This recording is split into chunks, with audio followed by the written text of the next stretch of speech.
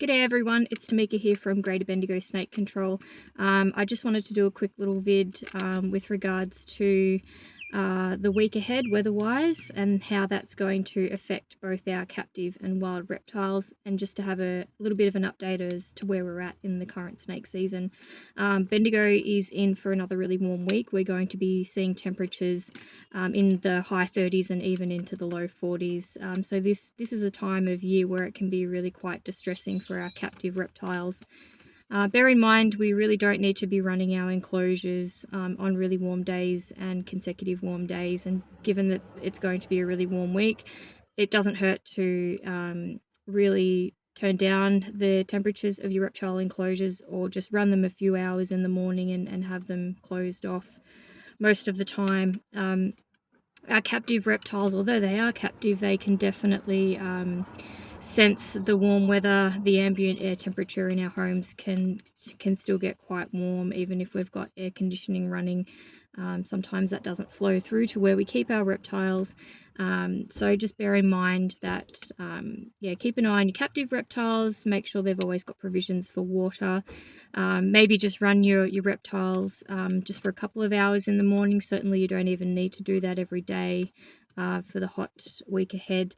And just bear in mind also that if we lose power at any stage, that can mean that we don't have air conditioning, and it can really make it difficult to cool our reptiles down. So another thing that you can also do is just have some ice packs on standby. You can wrap them in a towel and place them in the enclosure with the reptile, and that way it has the ability to use that if it feels like it needs to. Another trick you can do is you can actually take your reptiles out of their enclosure and just pop them in a storage tub and just have them on the ground, because that lower ground temperature, the ambient air temperature, will be a little bit cooler than enclosures that are elevated a little bit higher up. Our wild reptiles will also be struggling as well, so it doesn't hurt to leave water out, not just for the birds, but for our ground-dwelling reptiles as well. So large, shallow dishes are really great for reptiles, and even if you want to pop a rock or some sticks in there, just in case anything does fall in, or even just for the insects, they can make their way back out again. That's a neat little trick to do.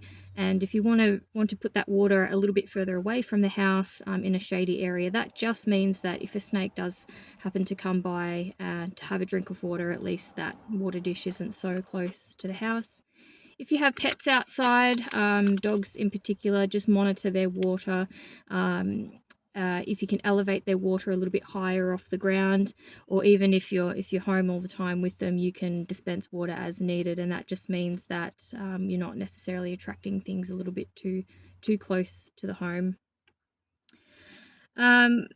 We're at the season right now, so it's hard to believe that it is the end of January, but this is the time of year where we will start seeing baby snakes hatching, eastern brown snakes in particular. It is the common snake of the Bendigo region, and our brown snakes are egg layers. September, October last year, there would have been some mating activities occurring. So from late October even into November and maybe early December, there would have been egg laying happening. Our eastern brown snakes on average can lay from a dozen eggs even up to 30 eggs or more. Not all of those eggs will incubate and develop into snakes. So the more eggs that mum has, the better, because it means that there's a higher chance of survival for her babies.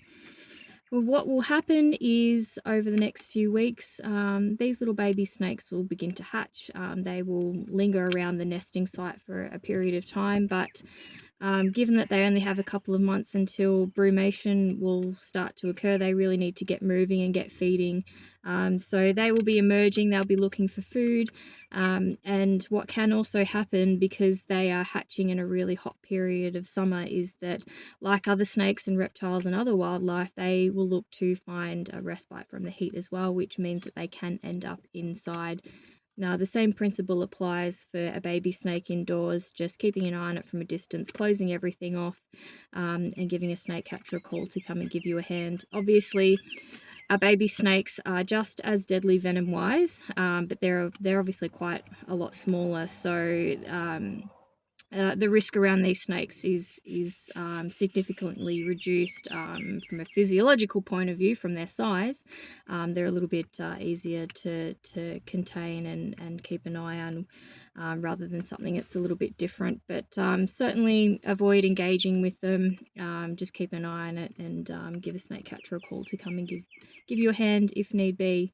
We're leading into the long weekend, so just stay safe, stay hydrated, keep an eye on your pets, and just be mindful too that because we're heading into a really warm period of time, snakes and other reptiles might end up a little bit closer to home to seek out respite from the heat. Take an opportunity to have a drink of water. So just be mindful of keeping the spaces around your external doors nice and clear. Have a look down as you're stepping outside, or even as you're approaching the home, just to make sure that there is nothing there. And just make sure that all your doors are flush to the ground. There's no gaps under the doors, or you've got those gaps closed over. And if you've got screen doors and things like that, just make sure they're not damaged, or they're patched up if there is any damage, because we will be getting calls for snakes indoors over the next few days. That's it for now. Take care, everyone, and I'll see you in the next video.